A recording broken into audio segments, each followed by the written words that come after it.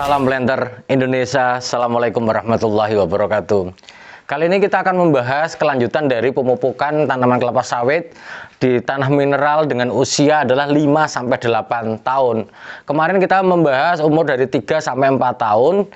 Nah, ternyata totalnya hampir 5 jutaan, ternyata dari 5-8 tahun angkanya adalah sampai 6,1 juta per tahunnya. Jadi pembahasannya akan kita mulai dari penggunaan pupuknya. Jadi dari 3-4 tahun menjadi 5-8 tahun, angka ini cenderung naik walaupun angkanya cuma 0,25 kg atau 1/4 kg per pokoknya. Adalah tetap bahwa kita menggunakan urea, triple super fosfat, MOP, dolomit, dan borat.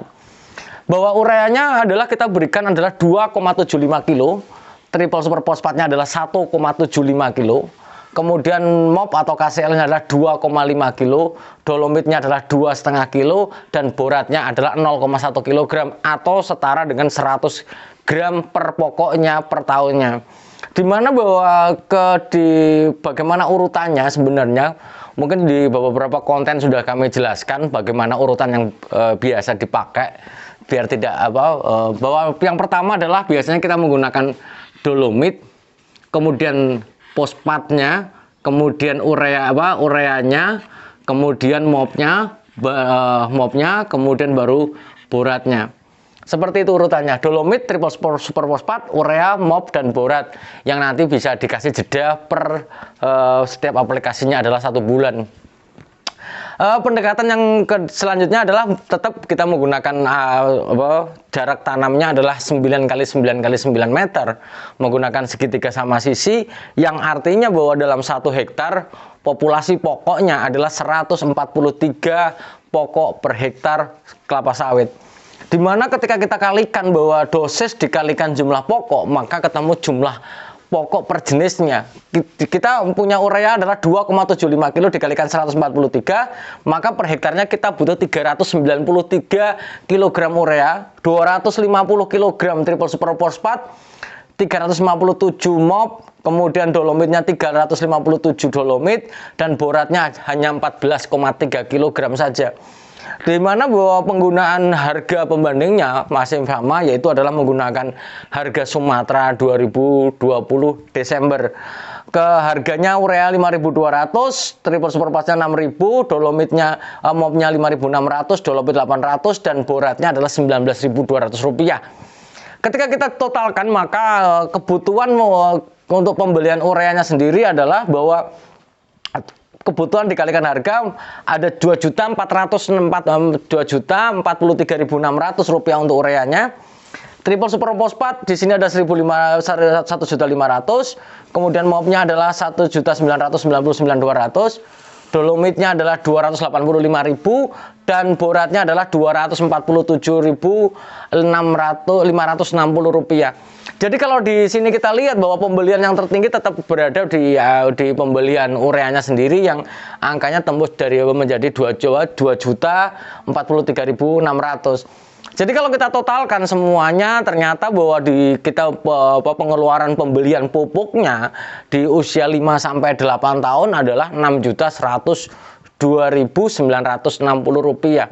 Nah, kembali lagi, setiap dalam kita memberikan sebuah perhitungan dosis dan biaya, maka jangan kaget kok angkanya sampai 6 jutaan. Ya wajar, angka ini bisa naik bisa turun tergantung harga pupuk setempatnya. Tapi satu hal yang tidak mungkin saya jelaskan adalah bahwa ingin saya jelaskan sekali lagi bahwa pupuk 6.100.000 ini adalah angka yang lumayan besar sebenarnya. Tapi bahwa ini tidak sebanding dengan hasilnya.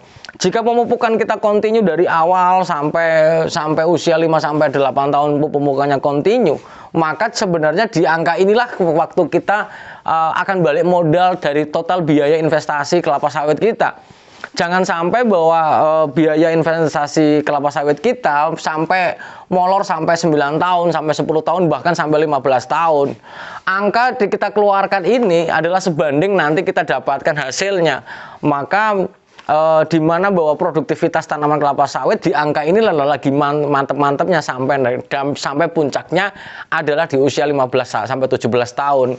Maka para petani dan para planter semuanya, di kali ini Pendi pengen mengajak bahwa ayo kita mupuk, sisihkan dari bagian hasil panen di tahun ini, disisihkan untuk pembiayaan panen pemupukan di tahun ke depan, supaya bahwa bagaimana produksi kita bisa continue. Mumpung harganya lagi bagus, harganya misalnya 1.800 sampai 2.100 rupiah per kilogram TBS, maka sisihkan dananya supaya pembelian pupuk kita jangan sampai terganggu. Kalau toh harus mengirit ataupun misalnya menghemat, para planter semuanya adalah jangan menghemat pupuknya. Artinya bahwa pupuk adalah wajib, karena tidak akan mungkin bahwa bibit bersertifikat apapun, baik dari balai manapun, kalau tidak mupuk ya hasilnya tidak akan sempurna. Karena bahwa biomasa yang kita panen ini akan sebanding dengan yang kelapa sawit makan. Jika makanannya dikit, maka ya tetap bahwa produksi juga akan sedikit. Mungkin itu saja dulu yang ingin saya sampaikan pada siang hari ini. Semoga bermanfaat bagi para planter semuanya. Jangan pernah menimbang angkanya, gede banget apa ini, gede banget. Ingat hasilnya. Karena bahwa tidak akan mungkin di dalam sebuah sistem kelapa sawit menghasilkan buah produksi yang tinggi tanpa pemupukan yang mumpuni, itu nggak mungkin. Kalau toh pengen dicampur dengan organik, maka bijaklah melakukan penggunaan pupuk organik. Jangan 100% organik yang nanti ujung-ujungnya malah down. Karena kalau kita total penggunaan organik, kapan-kapan kita bandingkan, ternyata penggunaan organik tanpa sumber yang kita miliki sendiri, biayanya jauh lebih besar dibandingkan pupuk kimia seperti ini. Ini bukan berarti bahwa The Brondol pro kimia ya, tapi bahwa The Brondol ingin memberikan sebuah perhitungan yang layak bagi tanaman, bagi para petani dan para planter semuanya, supaya produktivitas tinggi. Terima kasih. Salam planter Indonesia. Assalamualaikum warahmatullahi wabarakatuh.